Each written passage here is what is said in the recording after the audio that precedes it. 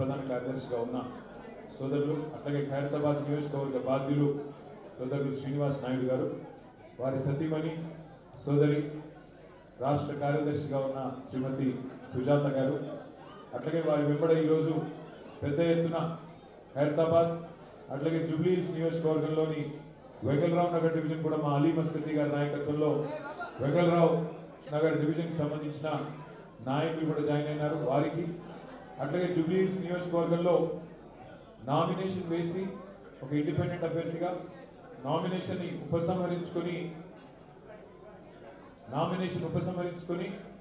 మన అభ్యర్థి శ్రీమతి మాగంటి సునీత గారు గెలవాలి అని చెప్పి తన నామినేషన్ విత్డ్రా చేసుకుని మనకు మద్దతు ప్రకటించిన సోదరుడు అడ్వకేట్ ఇబ్రాహీం గారికి, వారితో పాటు విచ్చేసిన వారి సోదరులు, వారి కార్యకర్తలకి, వారి అభిమానులకి, ఈరోజు ఈ కార్యక్రమంలో పాల్పంచుకుంటున్న మా ఆడబిడ్డలకి, అన్నదమ్ములకి, అందరికీ, పాత్రికేయ మిత్రులకి పేరు పేరున అందరికీ నమస్కారం.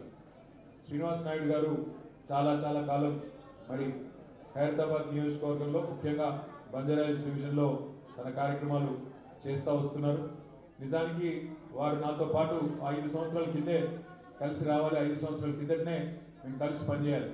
కానీ ముహూర్తం ఇప్పుడు కుదిరింది. మొత్తానికి ఇప్పుడు వచ్చినందుకు సీనన్నకు, సుజాతమ్మకు, వారు ఎమ్మడో వచ్చిన మీ అందరికీ పేరు పేరున స్వాగతం, పేరు పేరున మీ అందరికీ నమస్కారం. మరి మీరు బంజారాహిల్స్ డివిజన్లో మా కార్పొరేటర్ గారిని గతంలో గెలిపించినారు. మీరు గెలిపిస్తే ఆమెను తీసుకుపోయి నేను మేయర్ చేసినాం మన పార్టీ నుంచి.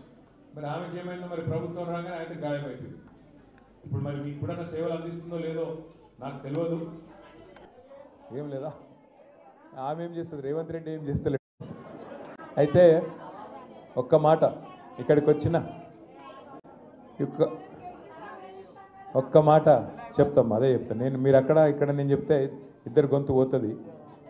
ఇప్పుడు ఏం జరుగుతుంది 2 ఏళ్ళ అంటే, మీరు ఆ తెలుగు సినిమా ఒకటి ఉంటుంది, నేను చిన్నగా ఉన్నప్పుడు స్కూల్ ఉన్నప్పుడు చూసిన, అహనా పెళ్ళంట అనే ఒక సినిమా వచ్చింది, చూసిరా మీరు?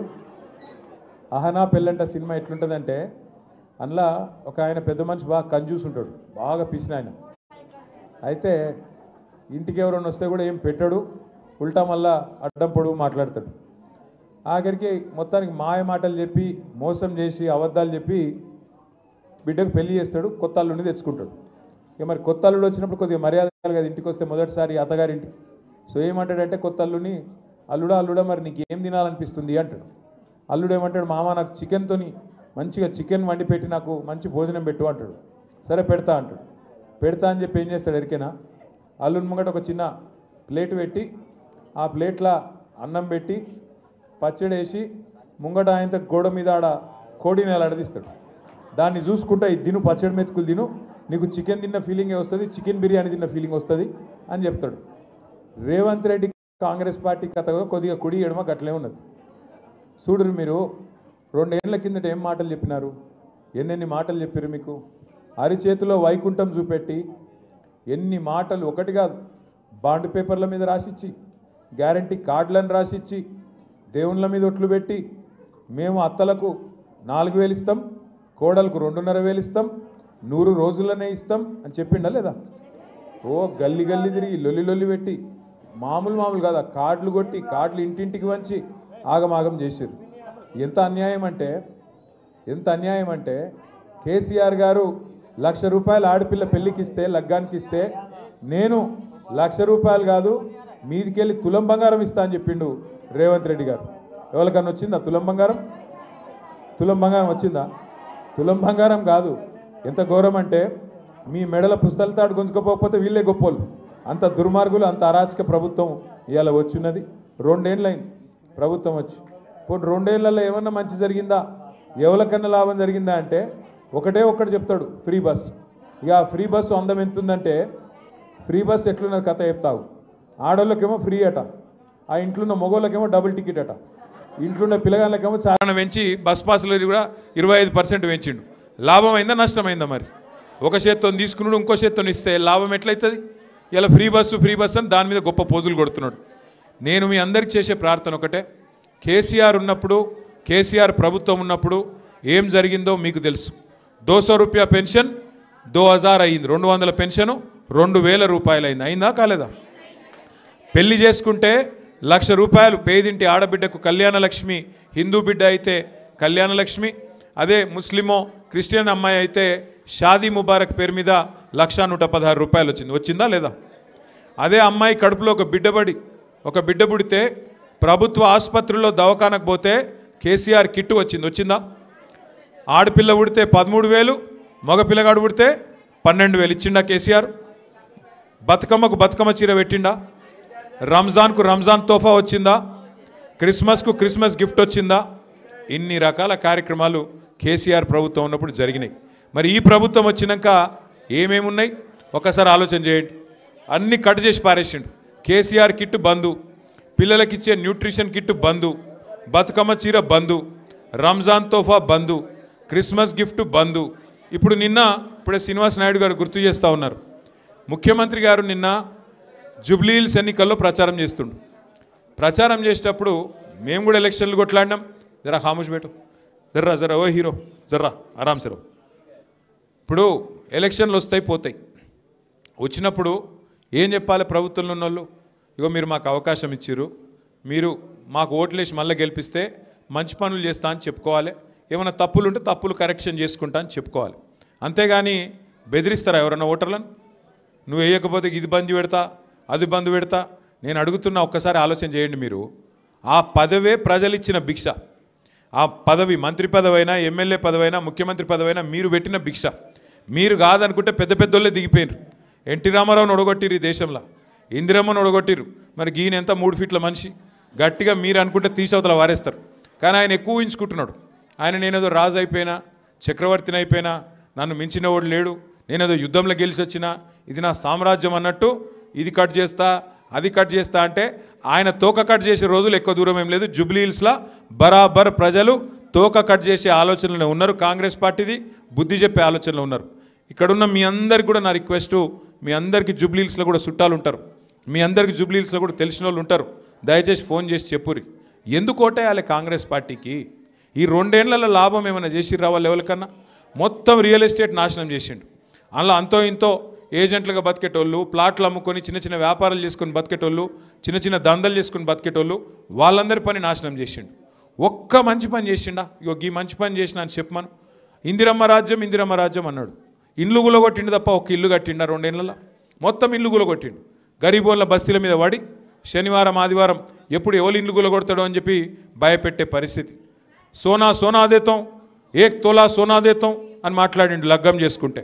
1 तोला सोना देवड़ेरगु, सोने नहीं दे रहे गरीबों को, सोने भी नहीं दे रहे. कब आके बुलडोजर आके मेरा घर मार देता बोल के आज परेशानी है.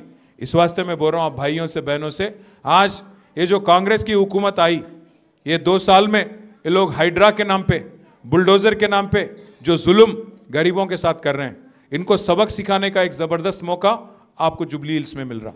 यहाँ पे जितने हमारे भाई या बहन हैं, आप सभी भाइयों से बहनों से मेरी गुजारिश है, जुबली हिल्स में जितने हमारे गरीब भाई बहन हैं, चाहे वो रहमत नगर में हो, एर्रागड्डे में हो, यूसुफगुड़ा में हो, शेखपेट में हो, अपने हमारे वेंगलराव नगर, सोमाजीगुड़ा, जहाँ कहीं भी हो, आप ज़रा उनसे बात करिए. बात करके उनको समझाइए तफसील में कि क्या किया 2 साल में. हर किसी से वादा किया, कोई वादा नहीं निभाया. वादे तो हसीन करते हैं, निभाना भूल जाते हैं. वादे तो हसीन करते हैं, निभाना भूल जाते हैं. लगा के आग सीने में భుజానా భూల్ జాతే హై అంటే చెప్పుడు మాటలు చెప్పుడేమో మస్తుగా చెప్పచ్చు, నాలుకనే కదా.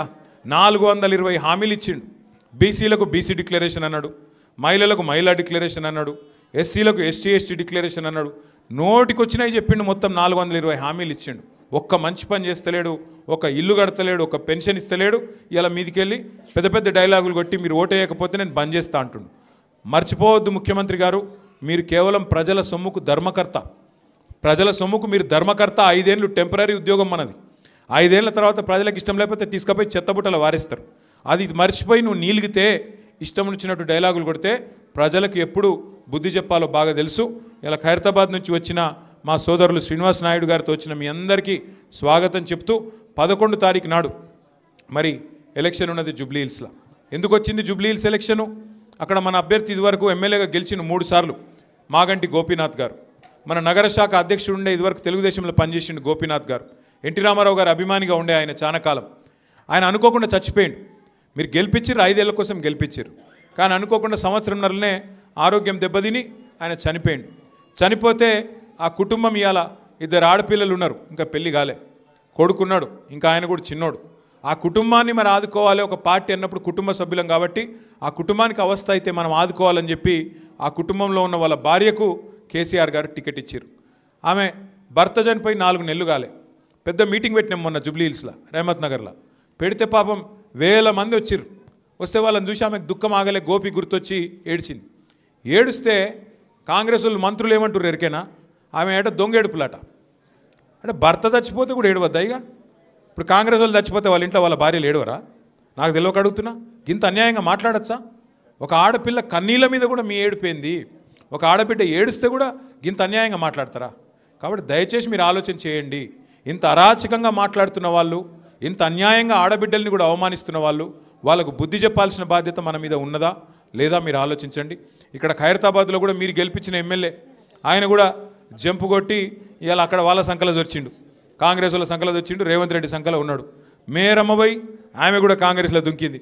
కానీ మా ధైర్యం, మా గుండె ధైర్యం మీరు గట్టిగా ఉంటే మళ్ళీ తిరిగి కేసీఆర్ రావాలి అని మీరు అనుకుంటే బరాబరి ఎవరితోనన్నా కొట్లాడతాం.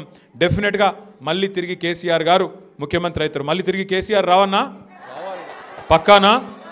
మరి రావాలంటే మీరు ఒక్కటే చేయాలి. మొదలు జూబ్లీహిల్స్లో ఉన్న మీ చుట్టాలకు, జూబ్లీహిల్స్లో ఉన్న మీ దోస్తులకు, మీ క్లాస్మేట్లకు, మీ బంధువులకు అందరికీ ఫోన్ చేసి చెప్పుర్రి. అవసరమైతే ఒక్క అడుగు పక్కనే కదా మీకు, అవతల పక్కకి రోడ్ అవతలకి ఉంటుంది జూబ్లీహిల్స్, యూసుఫ్ కూడా కానీ సోమాజీ కూడా కానీ, జర్ర ఒక్క రవ్వ అక్కడ దాకా పోయొచ్చి ఎవ్వరు ఏం చెప్పినా మోసపోవద్దు. ఖచ్చితంగా మళ్ళీ కేసీఆర్ని తెచ్చుకోవాలి అనే మాట మీరు చెప్పాలి, మేము చెప్పాలి. 11 తారీఖు నాడు మాగంటి సునీత గోపీనాథ్ గారిని మీ అందరి ఆశీర్వాదంతో మళ్ళొక్కసారి ఎమ్మెల్యేగా జూబ్లీహిల్స్ నియోజకవర్గంలో గెలిపించుకుందాం.